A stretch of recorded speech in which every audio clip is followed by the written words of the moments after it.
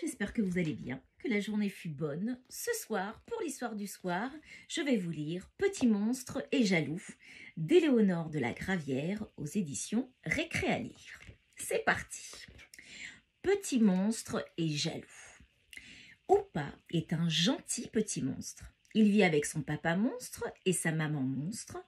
Et en entrant dans la caverne où il habite, Oupa découvre une drôle de chose. « C'est un œuf de monstre, dit sa maman. Tu vas avoir un petit frère. Oh, ça va être formidable, dit son papa.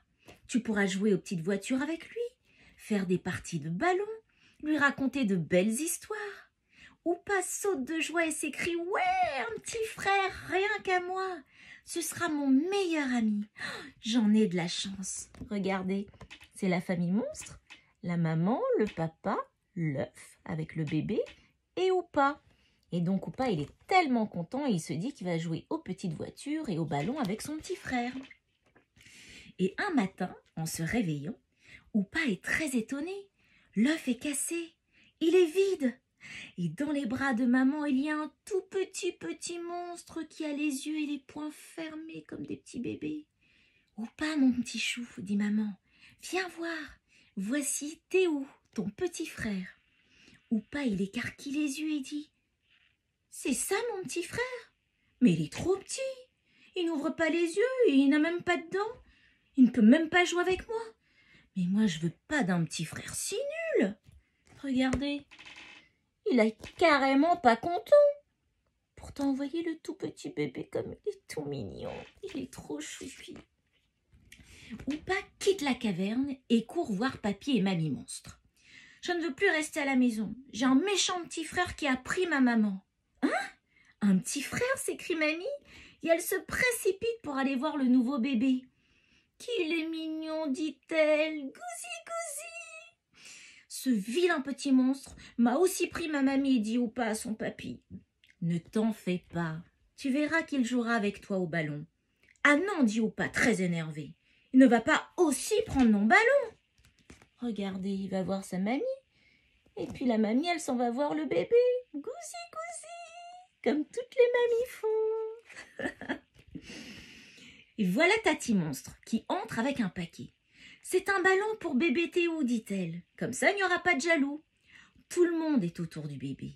Et Oupa, lui, il reste dans son coin et puis il fait la grimace. Ce bébé, il a pris ma maman, ma mamie, ma tati, et puis son ballon, il est bien plus beau que le mien. Alors Oupa, il prend son nounours, il le serre très fort contre lui. Et tout à coup, mamie s'écrie. « Regardez, il se tient ainsi. Oh là là, il faut vite faire une photo. » Clic-clac, mamie prend la photo. « Allez, une autre avec Oupa, dit maman. » Mais Théo bave, une grosse bave bien baveuse sur le nounours de Oupa. Bouh, berk.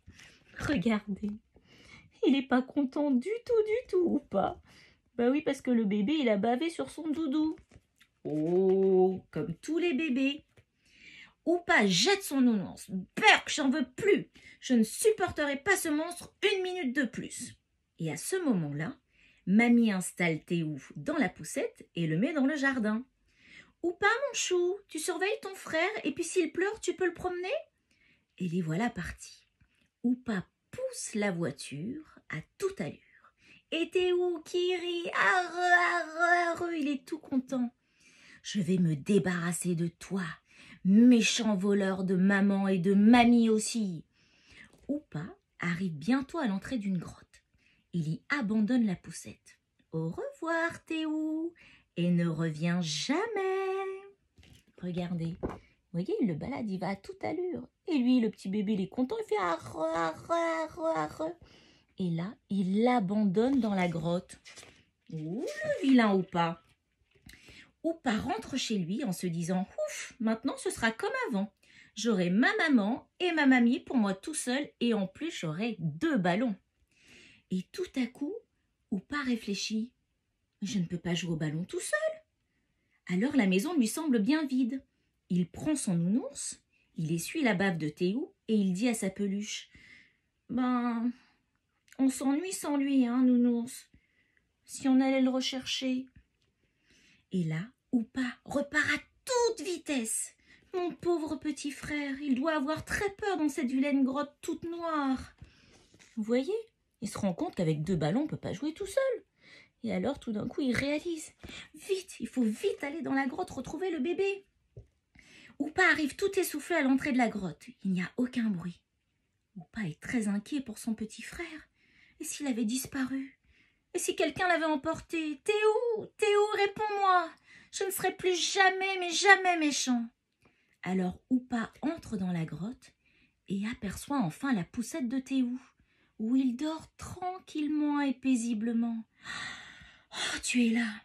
Tu sais, je ne te trouve pas nul du tout. Et puis quand tu seras grand, on s'amusera comme des petits fous. » Et là, Oupa reprend le chemin de la maison et en arrivant, il dit « Je vais faire une promenade à Théo. »« Oh, comme tu es gentil, mon trésor, dit maman. » Elle prend Oupa dans ses bras et elle lui fait un gros câlin. Vous voyez, il a retrouvé la poussette et il va le ramener à la maison. Et là, sa maman lui fait un très très gros câlin. Il en avait bien besoin, le petit Oupa. Je suis sûre qu'à vous aussi ça vous est arrivé. Je vous embrasse très fort, les amours. Bonne nuit et à demain.